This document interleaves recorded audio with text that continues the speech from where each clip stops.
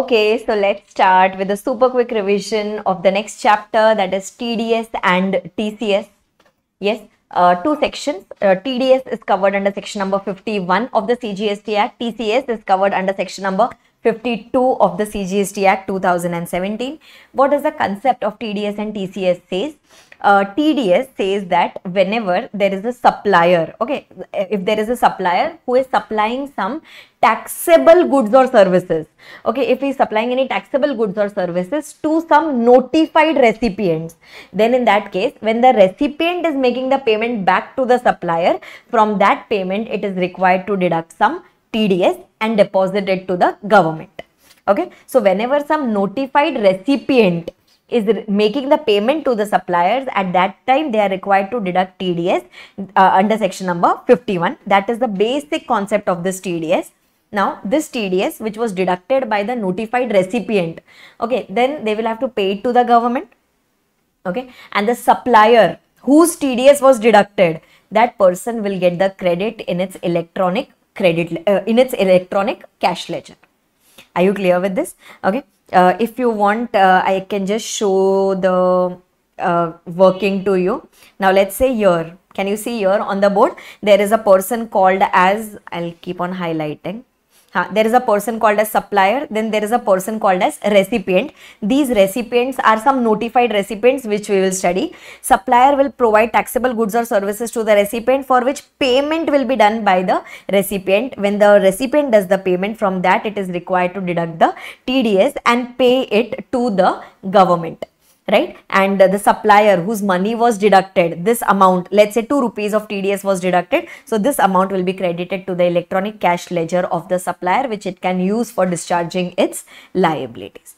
Okay, similarly we are later going to study the concept of TCS. Let's do it one by one. First of all, TDS section number 51. Now first of all, who all will come under the purview of this TDS? Okay, this is TDS under GST. Who all will come under the purview of GST?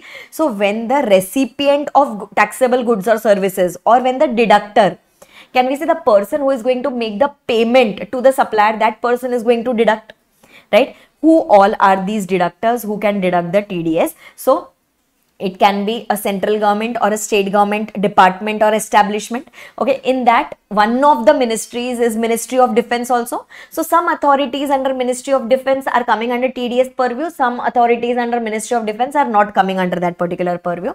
Anyway, otherwise all central government departments and establishment, local authorities, government agencies, and some notified persons. Okay, ma'am, what do you mean by these notified persons? Any authority, any board or any body which is either set up under an act of parliament or state legislature, or which is having at least 51% control or participation by the government. Okay, so such authority, board, body will also be liable to deduct the TDS. Similarly, any society which is established by central government, state government, local authority under Society Registration Act 1860, or any other public sector undertakings. Okay, public sector undertakings are also coming under that notified persons, and therefore if all the other conditions also get fulfilled, even they will be liable to deduct the TDS. Okay, but two exceptions here where TDS is not at all required to be deducted. One is where goods or services are provided by one PSU to another PSU, irrespective of the fact whether they are distinct persons or not, doesn't matter. Okay, when the goods or services are provided by one PSU to another PSU, or whatever notified persons we studied above, or whatever persons, whatever type of recipients that we studied above, if they have provided goods or services to each other, example, a PSU has provided to a society has provided to a local authority, etc. आपस में अगर उन्होंने एक दूसरे को goods या services if they have provided, then in that case also TDS provisions are not at all applicable. Okay, apart from that, if the supplier has provided goods or services to these persons, to these recipients, and if the contract value, okay, not individual supply value, if the entire contract value of such taxable goods and services, if that exceeds, if that is more than rupees 2,50,000, okay, excluding GST, contract value excluding GST and cess, if that exceeds rupees 2,50,000, then in such a case, we at least know that TDS provisions have become applicable. Okay, supplier providing taxable goods or services to those category of persons, and if the contract value between these two persons excluding GST and cess, if it exceeds rupees 2,50,000, then in that case TDS becomes applicable. Okay, ma'am, what is the rate of TDS that is applicable? In case of intrastate supply, 1% CGST, 1% SGST, that is total 2% is the rate of TDS, and if it is an interstate supply, then normal 2% IGST TCS rate will be applicable. Okay, so ultimately we can conclude that rate of TDS under section 51 is equal to 2%. Are you clear with this? Okay, one more exception which is coming up here. Now they say that one more case where no TDS is required to be deducted even if the above pointers are fulfilled. Okay, now let's say if the supplier is situated in Maharashtra, in our state. Okay, supplier is situated in our state and the place of supply is also in Maharashtra. Okay, but the location of the recipient is in, for example, Delhi. Okay, supplier Maharashtra, place of supply Maharashtra, recipient is in Delhi. Then can we say if the place of supply is in Maharashtra, then I am going to consider it as an intrastate supply only. So I will be charging CGST and SGST in my bill, right? This invoice is going to go to that Delhi person. He is normally, let's say contract value exceeded 2,50,000. He is required to deduct the TDS at the rate of 2%. But how will he deduct the TDS of at the rate of 2%? It is 1 and 1%. Can we say 1% of CGST and 1% of he will deduct maybe of Delhi SGST or Maharashtra SGST. So can we say I will not be able to get a credit of the same? He cannot pay, the Delhi person cannot pay 1% TCS in the Maharashtra SGST account. He will pay 1% TDS under Delhi SGST. But if he pays under Delhi SGST, I will not be able to take the credit because I am sitting here in Maharashtra. So this becomes a very big problem. Therefore, they say that in this complicated provision, let's not put the provisions of TDS. Therefore, when supplier and the place of supply is in one state, okay, but the recipient is located in some other state, then in such a case, TDS provisions are not applicable. Are you clear with this? In all the other cases, TDS provisions will be applicable. Are you clear with this?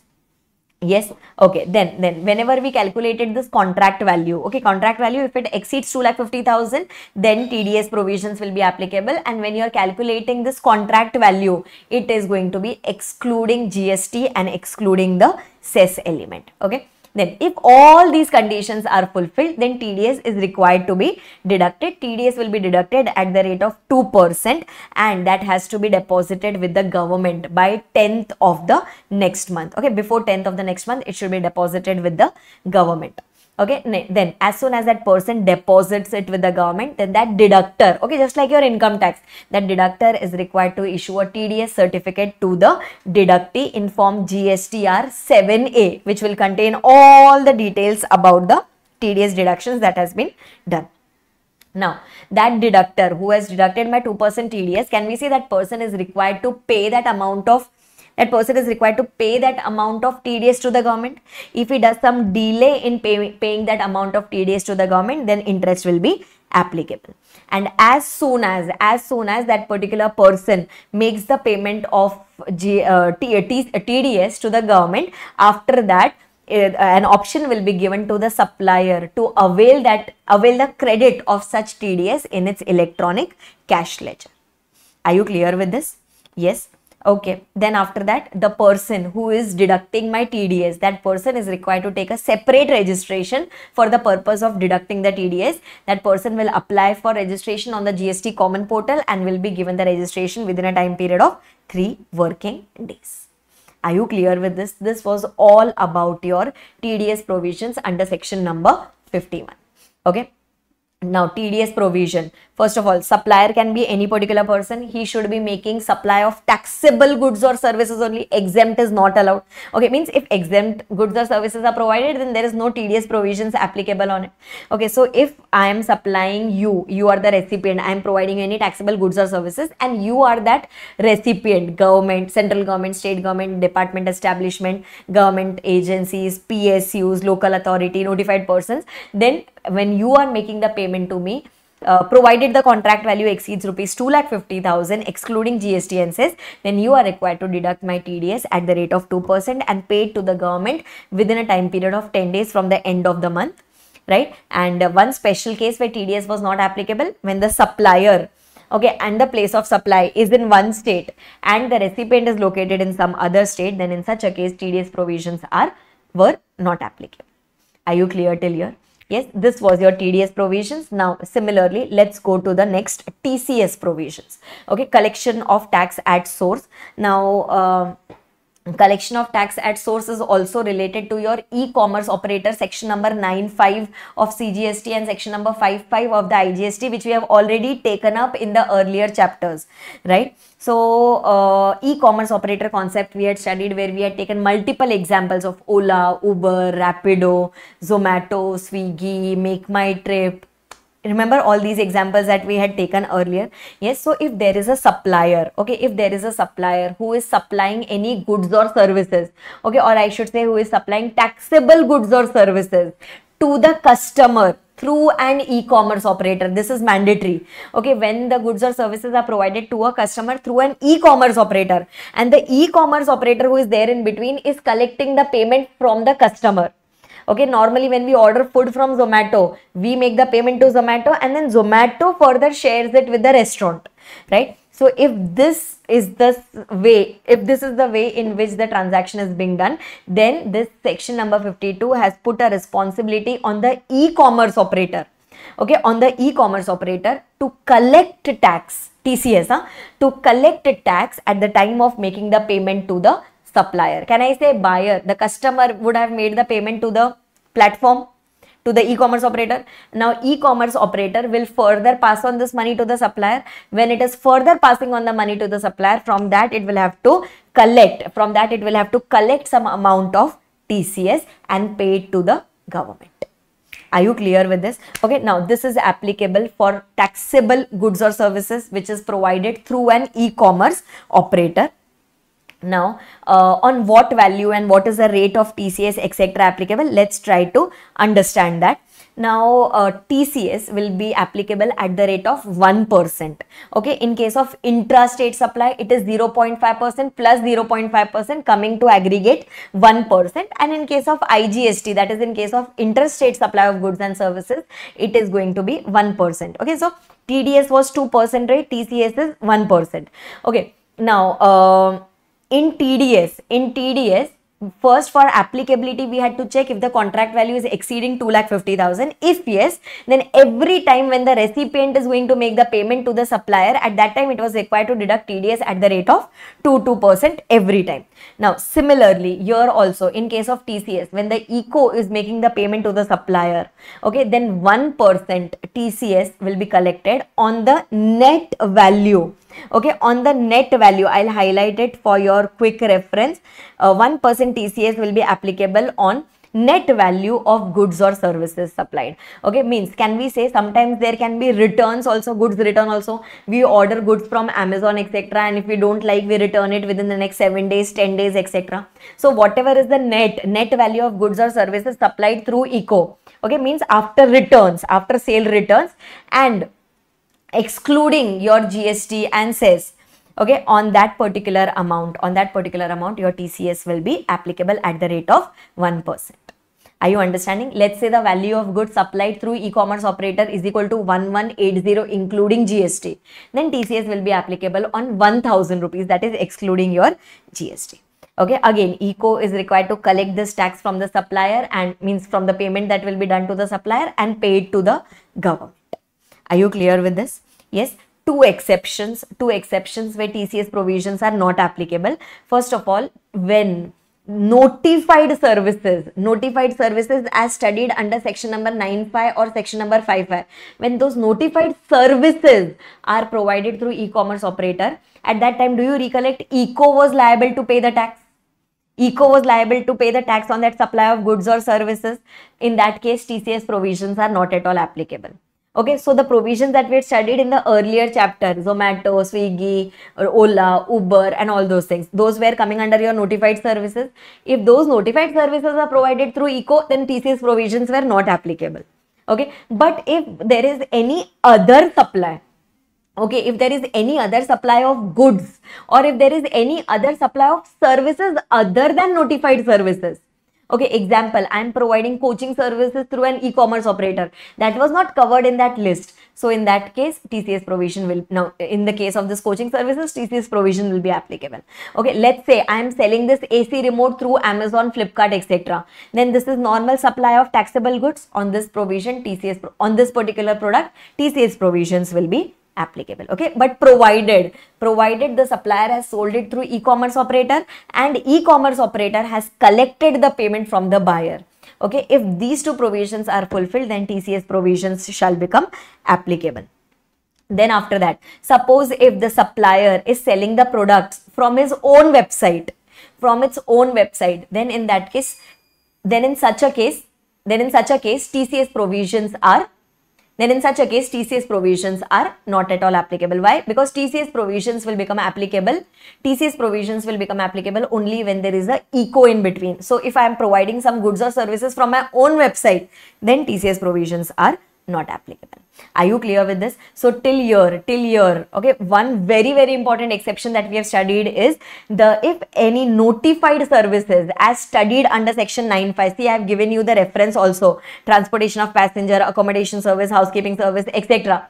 If these notified services were provided through e-commerce operator, TCS provisions inapplicable. Basically, if 9.5 is applicable, then section 52 is not applicable. Okay, if 9.5 is not applicable, then in that case, section 52 shall become applicable. Are you understanding this? Okay, what is the rate of TCS? Rate of TCS is 1%. Okay, 0.5 plus 0.5.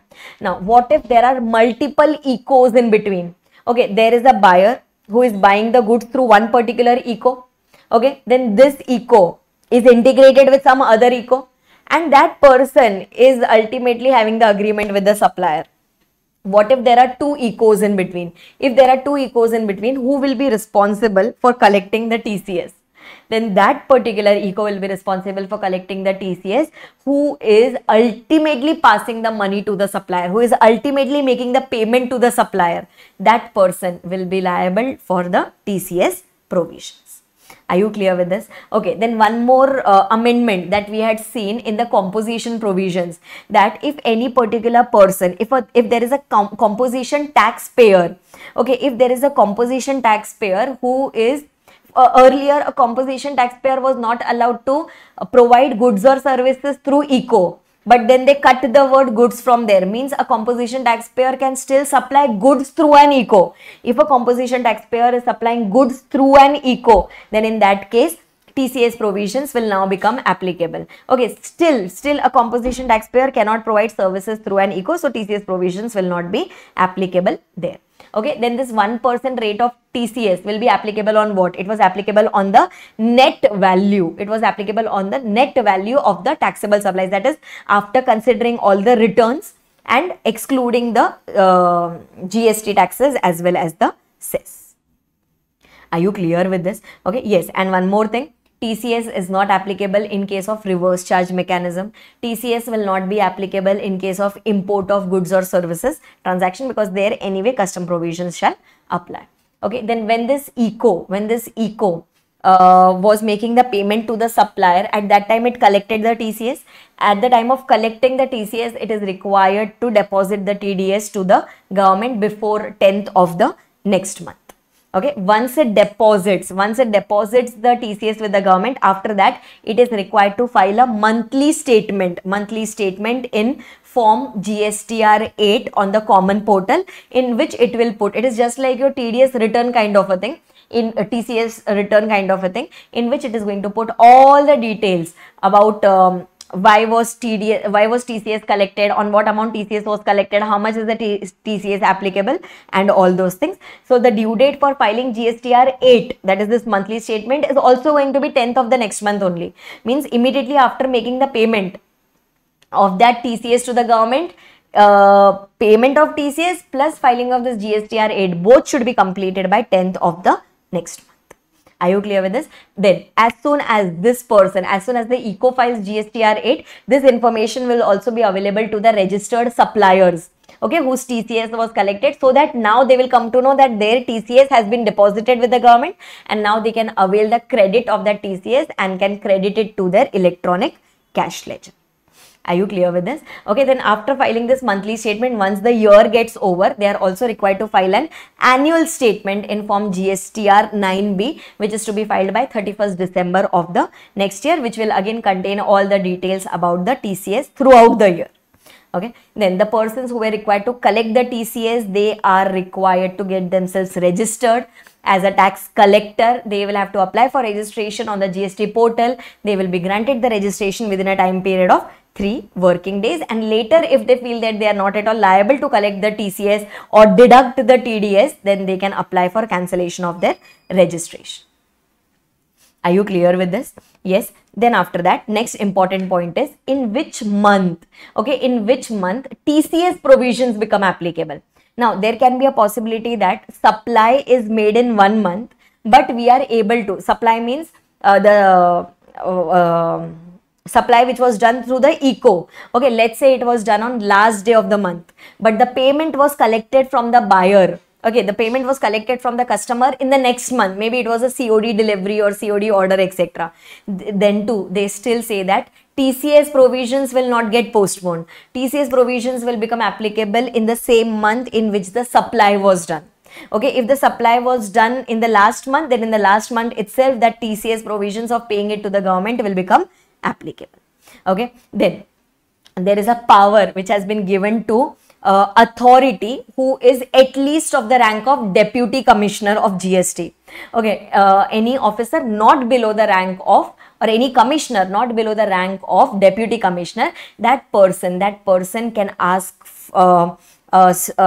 report. Okay, it can issue a notice to the e-commerce operator, and it can ask the e-commerce operator to submit the information about what amount of goods or services was provided through you, or what is the value of stock kept in your warehouse, etc. And if this particular authority asks the questions, or if it issues a notice on the ECO is required to reply to that within a time period of 15 working days, and if not done, okay, if not done, then in that case it will be liable for a penalty up to rupees 25,000.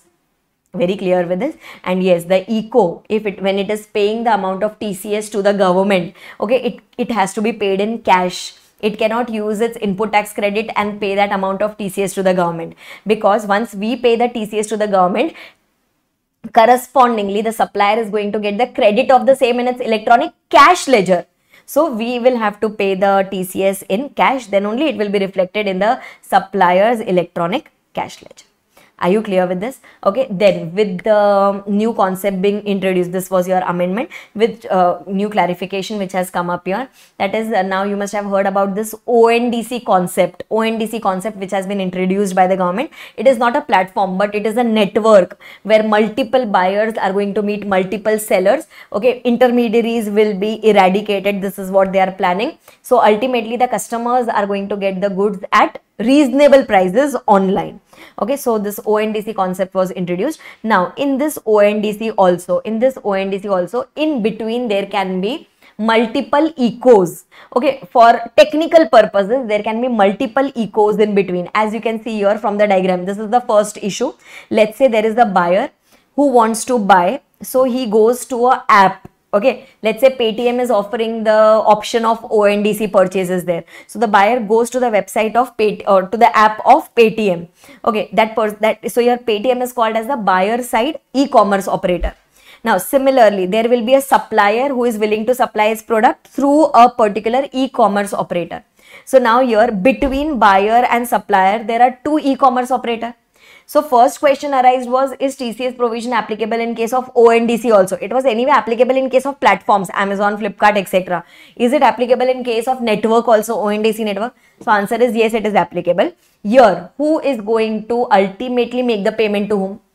Buyer will make it to buyer side eco, buyer side eco will make it to supplier side eco, supplier side eco is ultimately going to make the payment to the supplier. So this person, that is the supplier side eco, will be liable for the purpose of collecting the TCS and paying it to the government. Okay, similarly, let's say there is a buyer, okay, who is going on the Paytm app and using the ONDC services and placing the order from the supplier. Then in that case, can we say buyer will make the payment to the buyer side eco? We will make the payment to the Paytm. Paytm will ultimately deduct its nominal charges and pay it to the supplier. So in that case, at this particular point of time, TCS provision shall become applicable. Are you understanding till here? Yes, this was one clarification. This was one clarification which was recently issued after this ONDC concept was introduced, and one important amendment in section number 9.5. Okay, in section number 9.5, just now we discussed about those notified services. That is, if notified services like food, restaurant services, then your transportation of passenger, Ola Uber services have been provided through e-commerce operator. Okay, Shiv Sagar providing food services to the customer through Zomato, Swiggy, etc. Then in that case, their eco was liable to pay the taxes. If eco was liable to pay the taxes under section 9.5, then section 52 was inapplicable. TCS provisions was not applicable. Related to that list of notified services, there was an amendment. In that point, do you recollect Ola Uber point? Yes, the statement was what? The statement was services by way of transportation of passengers. Services by way of transportation of passengers by radio taxi, motor cab, maxi cab, motorcycle or any other vehicle except omnibus. Okay, now what amendment they did here? This was the original statement, this one. The one which is highlighted in yellow.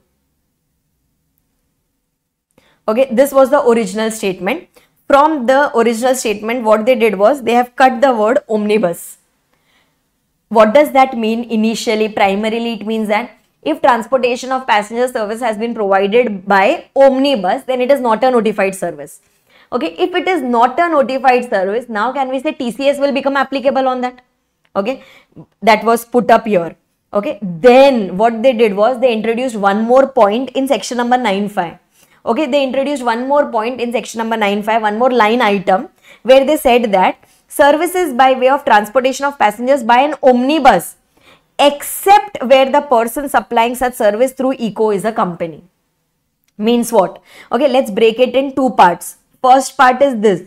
Okay, first part is this. Services by way of transportation of passengers by an omnibus. This they have put in section number 9.5. Means even this is considered as a notified service only. Okay. But what is not considered as a notified service? When the person supplying such service, that bus, omnibus person supplying such service through e-commerce operator, if it is a company, means the ultimate supplier who is supplying this passenger transportation services through omnibus, if that supplier is a company, then it is not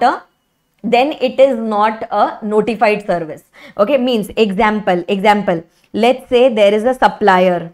Okay, let's say there is a supplier who is supplying services to the customers. Okay, to the customers through e-commerce operator of transportation of passengers through omnibus.